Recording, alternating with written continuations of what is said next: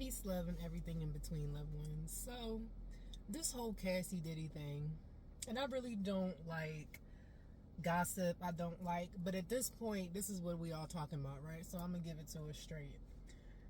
The public lynching of yet another black man, and yes, we know I'm going to go there because we will demonize our own people, but when these white people have been stealing us for centuries, Brett Favre, Ben Roethlisberger, like, do I need to, the Elvis Presley, like, does the list need to go on?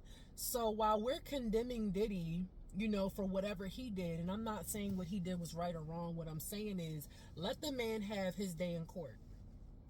Why can't we give him his day in court?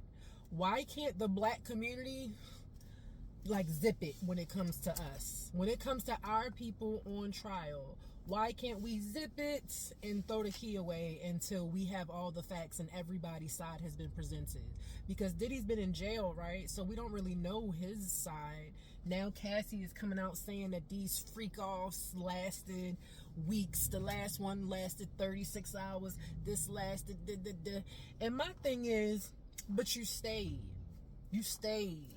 And there are, of course, some women who said, well, you saw the video. She tried to leave.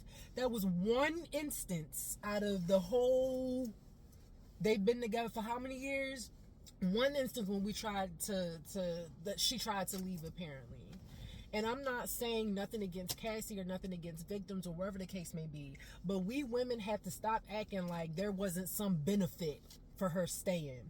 Let's stop acting like she was just held against her will and it was just poor Cassie, because yes, some people said she was 17 years old. Okay, I get it, right? When I was 17, I was fast as fuck too. I moved out and decided to do all this extra dumb shit trying to be grown. So let's stop pretending like we don't know what 17-year-olds do in the first place. Second place, if we want to play the 17-year-old, she was a child, okay, then where are her parents? Where were her parents? Where were her parents, and why are we not condemning them? Just like with R. Kelly, we condemned R. Kelly to the death, but where were the parents? The parents, right? So I'm not saying that Cassie deserved anything that she did, but what I'm saying is when there's an exchange, we have to understand that sometimes we sign off and agree to certain shit. We agree to certain shit, right? To be in Diddy's presence, to be on somebody that level, to even get in the room and be considered his girl, do you know what you have to accept and what you have to be willing to exchange? Like, we have to stop pretending like these people are just like angels and, let's stop it. But my whole thing is, let's stop condemning our own. Let's stop lynching our black men before they have their court date. Let's stop the public lynch mob, right? Because it's only 13% of white people in the whole world, right? 13%. So when I say they use us to do their dirty work, this public, all this shit in the news, like they say a long time ago, believe half of what you see, most of what you hear, and all that jazz, right?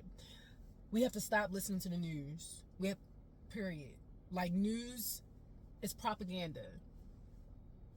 I don't know, like, who owns the news? Like, until somebody can explain to me why we are getting our news from the news that we don't own, let me know.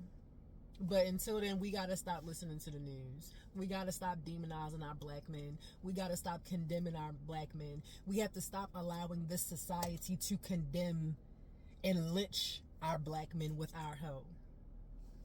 That's it.